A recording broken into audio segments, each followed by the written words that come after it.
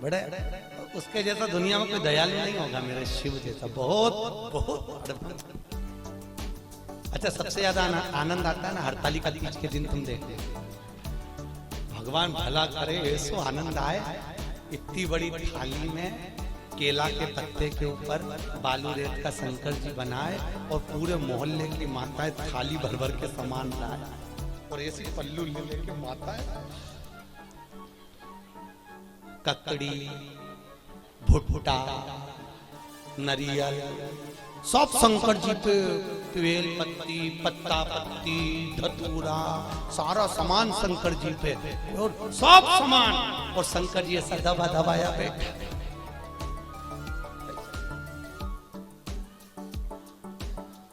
पार्वती जी बोली हटाऊं क्या? शंकर जी बोले धरे रहने दे, अब तो सुबह 4 बजे हटेगा। और ये पूरी रात भजन गाती फिरे, तांबा का हंडा तातो धरो पानी। शंकर जी बोले रहने दे, सुबह से लेकर शाम तक में 25 बार नहवा दी।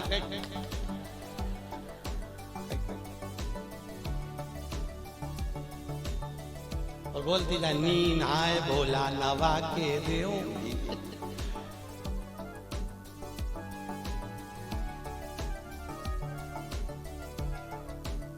इससे ज्यादा आनंद आवे तो कावड़ यात्रा में तुम देखना, और ऐसी भीड़ और लोग कावड़ ले लेके और भगवान पे जो गंगा जल फेंके।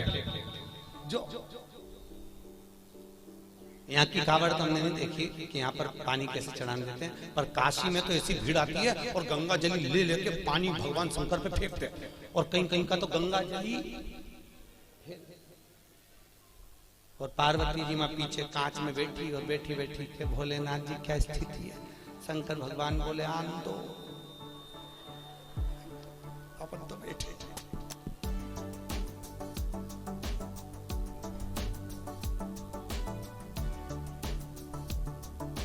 बहुत दूर से, बहुत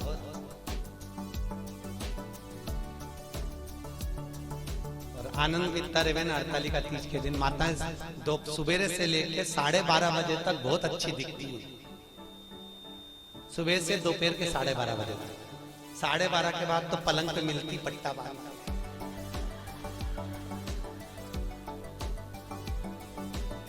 फिर 4 बजे उठती, फिर जाके नहा के बाल, तो भी मुंह पे स्माइल बिल्कुल नहीं रहे बेचारी, ये सीधे जैसे मरी हत्या।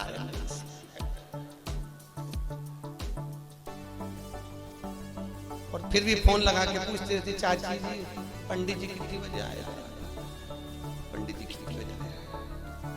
और पहली पूजन पे चाय, पहली पूजन के बाद हमने पूछा माता जी इसमें तो लिखा है कि दूध पिए तो बिल्ली बने, सोए तो अजगरी बने, बोले तो मेंढकी बने, तो तू तो चाय पी रही, किताब में चाय का नहीं लिखा।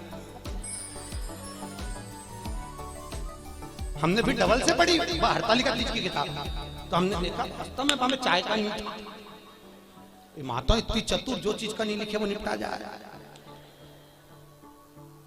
इसलिए किताब छापने वाले ने भी अच्छा करा, सब चीज लिख दी। सोए तो ऐसा, दूध पिए तो ऐसा, बेचारे को नहीं मालूम होगा कि चाय भी चलेगी तो वो भी लिख देता।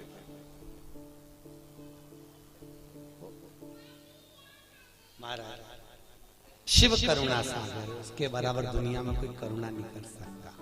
राम जी की सेवा में तो ये भी चाहिए वो भी चाहिए, और कृष्ण की सेवा में भी ये चाहिए वो चाहिए, और शंकर की सेवा में तो पानी चढ़ाओ तो ठीक है, नहीं चढ़ाओ तो ठीक है, नहीं तो यहाँ तो शास्त्र कह रहा है मुझे कुछ भी प्रिय नहीं है। शिव कहते हैं मुझे केवल एक प्रिय है और वो सत्य प्रिय है, इसलिए सत्यम शिवम सुंदरम, मुझे सत्य प्रिय।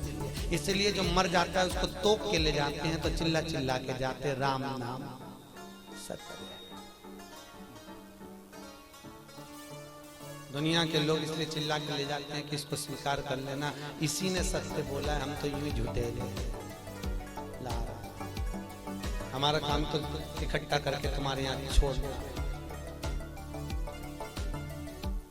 असत्य नाम सत्यमय जीवन को जियो।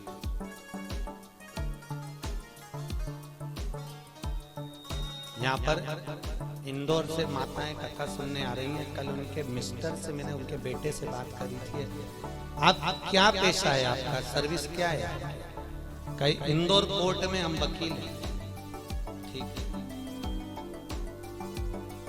तो पर गुरुजी 4 महीने से कथा, हमने कोर्ट की नौकरी छोड़ दी, हमने वकालत छोड़ दी। हमने पूछा क्यों? शिव महापुराण की कथा में आप बोलते हो कि सत्यमय जीवन जियो और वकील बन जाते हैं, तो इतना झूठ बोलना पड़ता है, इतना झूठ बोलना पड़ता है, परिवार चलाना पड़ता है। आज भी वो माताएं आई हैं, आज भी वो भैया आया होगा कि नहीं आया होगा? आया कहीं? आए?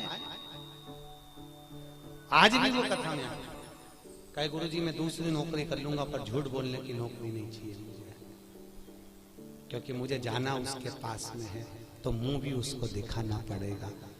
और अगर मेरी जिंदगी, और आपसे भी निवेदन है, तुम झूठ बोल रहे हो अपने परिवार को पालने के लिए चलेगा, पर थोड़ा सा सत्यमय जीवन जी लो।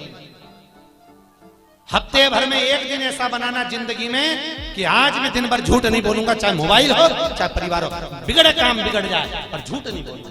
अपने जीवन को आज मैं सत्यमय जीवन, केवल सत्यनारायण की कथा कराने से, शंकर पे पानी चढ़ाने से शंकर नहीं मिलेगा भाई। थोड़ा जीवन को सत्य में जीना पड़ेगा, बहुत जीवन को तुमसे नहीं बनता, स्पष्ट कह दो मेरे से ये काम नहीं बनता, बनता तो करो सत्यमय जीवन के, झूठ नहीं,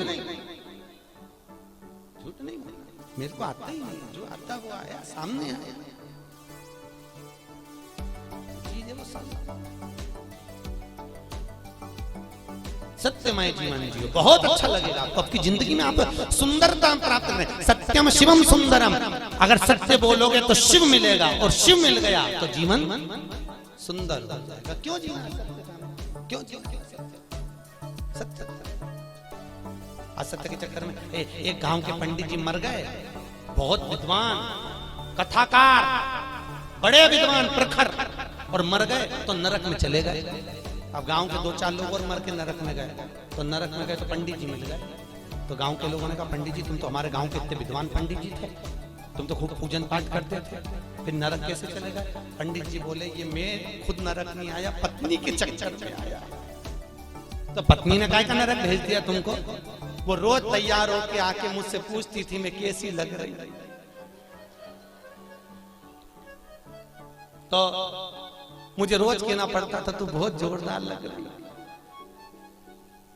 भले वो बेकार दिखे पर कहना तो अच्छा। तो ये झूठ बोलने के चक्कर, तो माताओं से निवेदन है, आधे से ज्यादा पति तो तुम्हारे चक्कर में नरक जा रहे। जी जियो, तुम लोग पूछो ही मत करा करो कि मैं कैसी लग रही, और कहीं का पड़ गया एक आध माथा तो एक वो कहे ना, एक कहावत है ना, एक पति तैयार हो रहा था और पत्नी सज धज के, तो पति ऑफिस जा रहा जूता पहन के, और ये वहां आके खड़ी होगी, ए जी मैं कैसी लग रही, मैं कैसी लग रही? पति जूता बांध के जा रहा था ऑफिस, बेचारा बैग उठा के, फिर पूछा बोलो तो सही में कैसी लग रही? पति बोला ऐसी लग रही जैसे हरी घास में भैंस चल रही।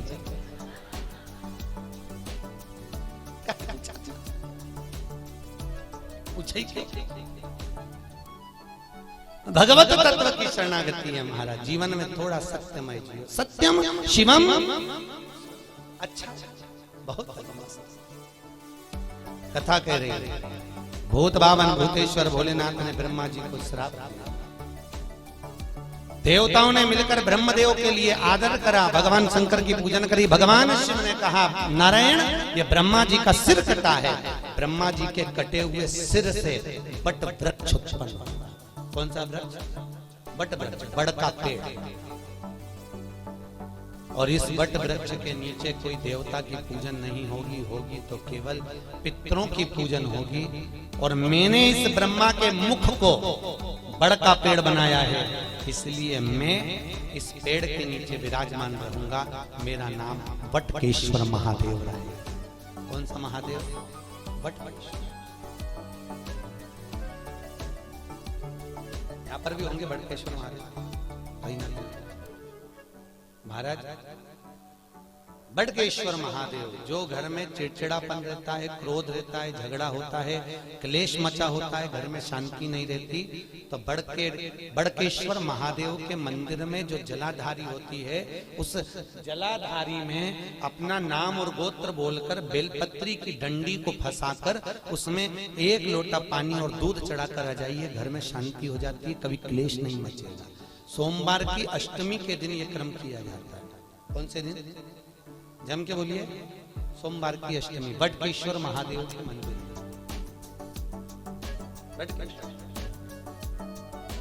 शिव भगवान ब्रह्मा का मुख बढ़ता हुआ समय आया, ब्रह्मा जी ने सृष्टि की रचना आगे बढ़ गई।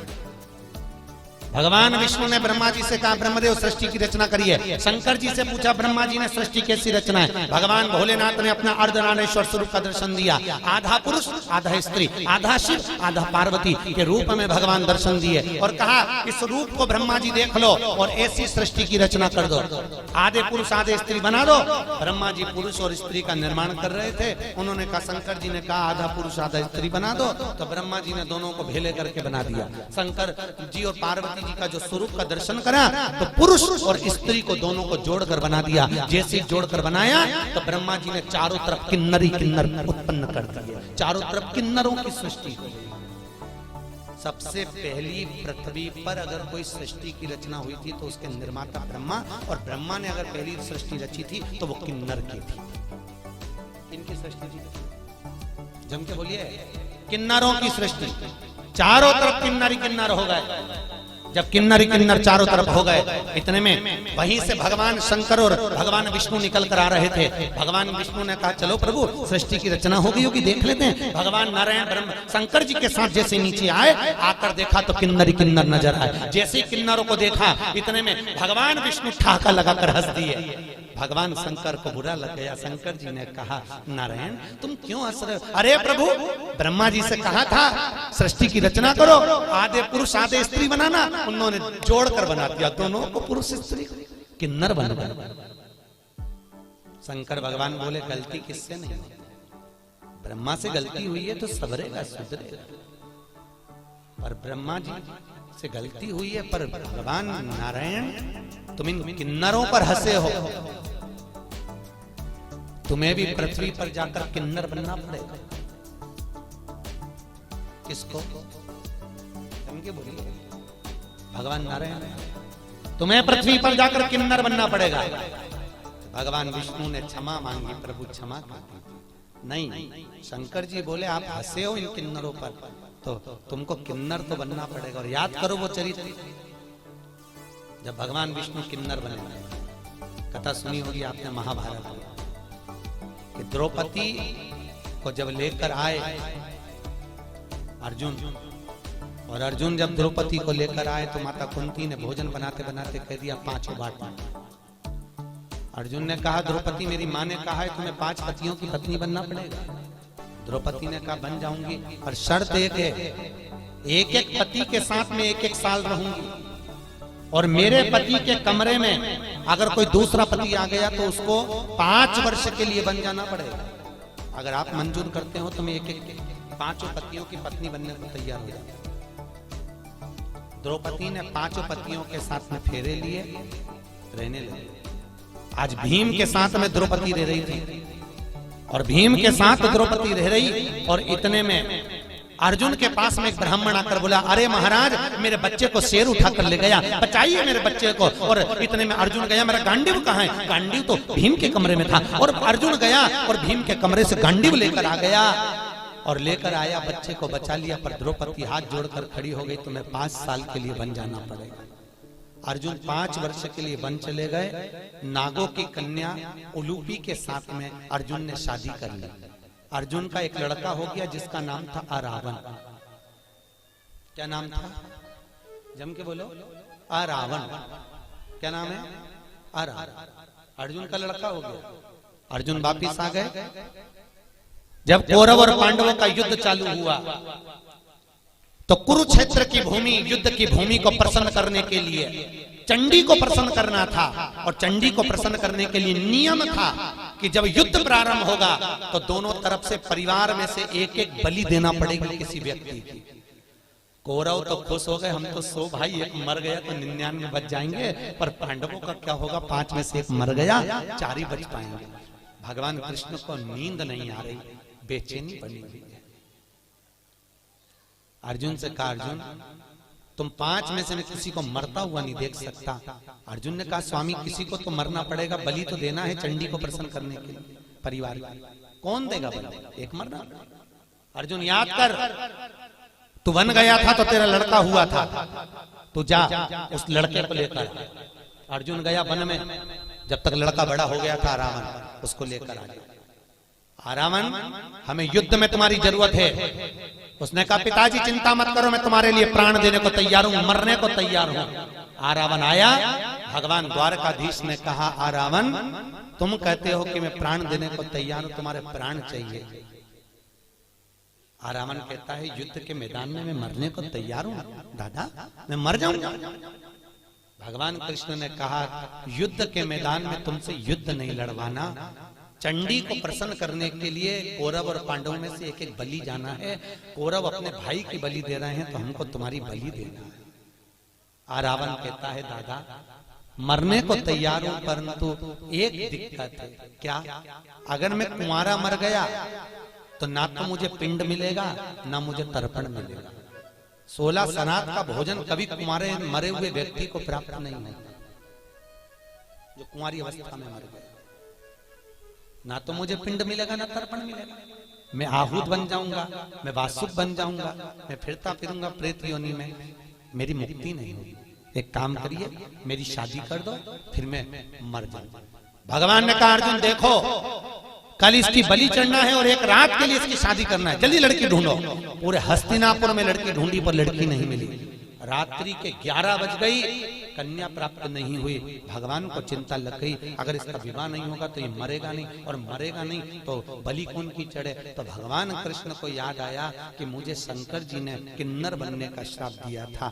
शंकर भगवान के वचन को निभाने के लिए भगवान एक रात के लिए उस रावण के पत्नी बन गए। आज भी किन्नरों की शादी होती है एक घड़े से, एक रात का विवाह होता है उनका।